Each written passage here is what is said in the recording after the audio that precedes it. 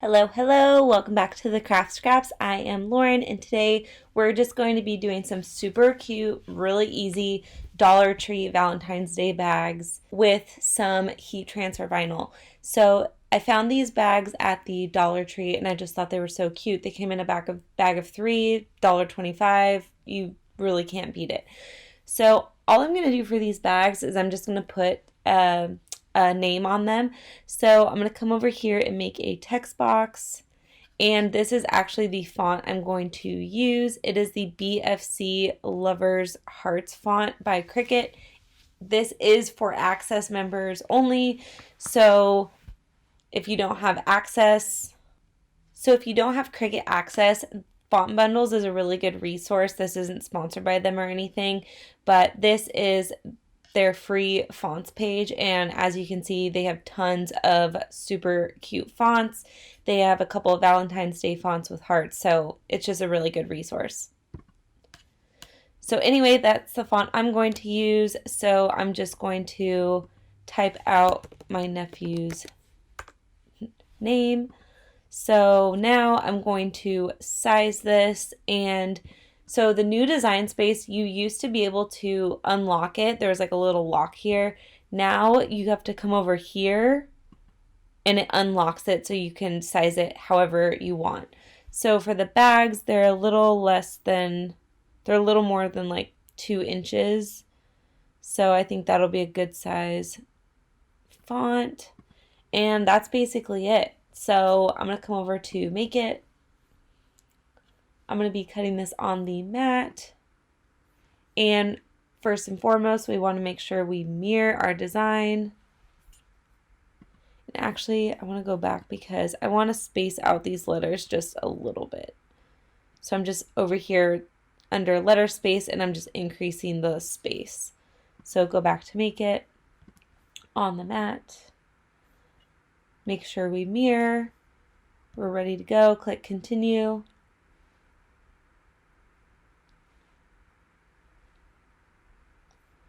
And the setting I'm going to be using for this is everyday iron-on because I'm just using regular Caesar HTV.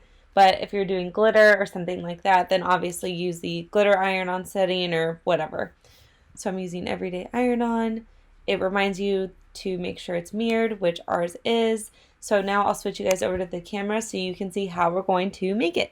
All right, so as I mentioned, I'm just using this basic piece of HTV. So this is from Caesar. So when I put this on the mat, I'm going to want to make sure that this shiny side is face down because this back side is where it's going to be cut. The shiny side is actually a carrier sheet. So when we go to press it, we're going to turn it this way and press, and you'll see it'll make sense. Also for this, I'm using my Cricut mini press, but you can definitely use an iron for this. I've done plenty of HTV with just an iron, and an iron will work just as well.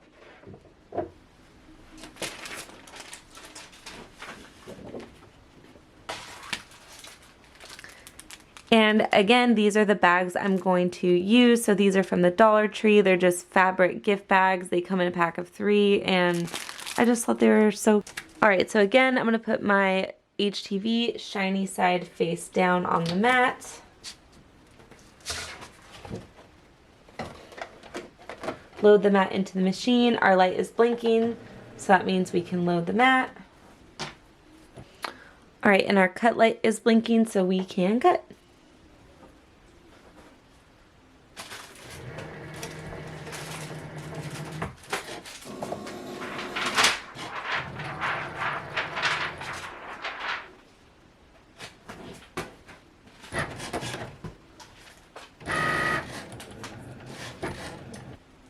All right, so we can unload our mat, take our HTV off.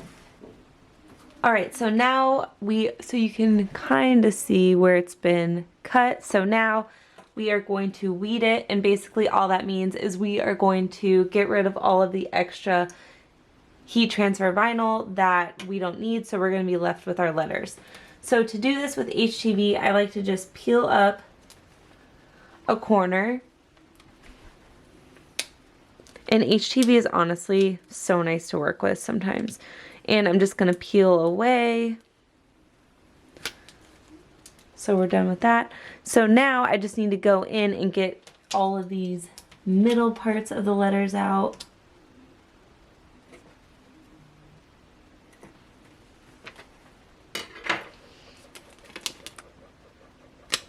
All right, so we are left with our design, and so now all we have to do is press.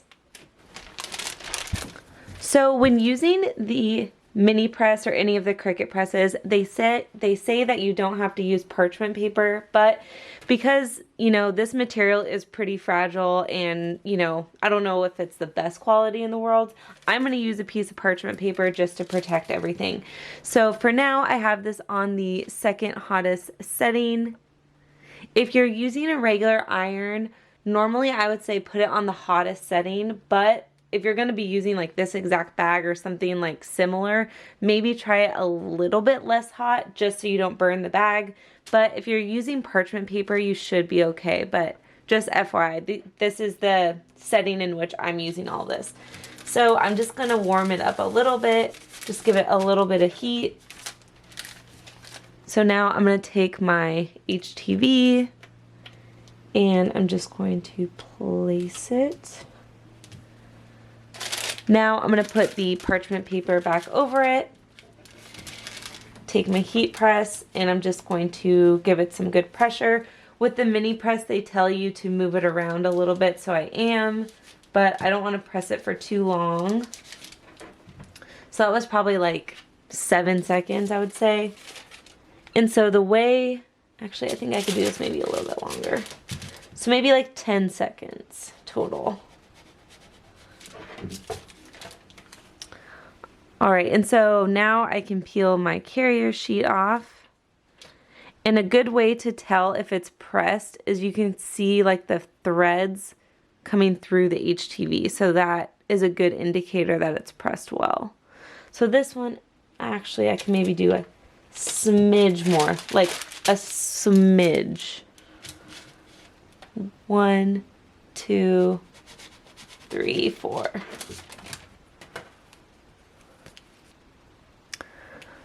All right, so that is it. We have our bag. So I did one for each of my niece and nephews. So I know they're getting older now, so they don't, you know, it was so much easier when they were little. They liked anything, but hopefully they still like these. All right, guys, so that is it. I hope you guys enjoyed this. And like I said, I'm really enjoying filming. Again, I just needed to take a little bit of a break, but anyways, I hope you guys enjoyed this. Don't forget to like and subscribe and leave me a comment. And I hope you guys are having a great new year. And as always, happy crafting.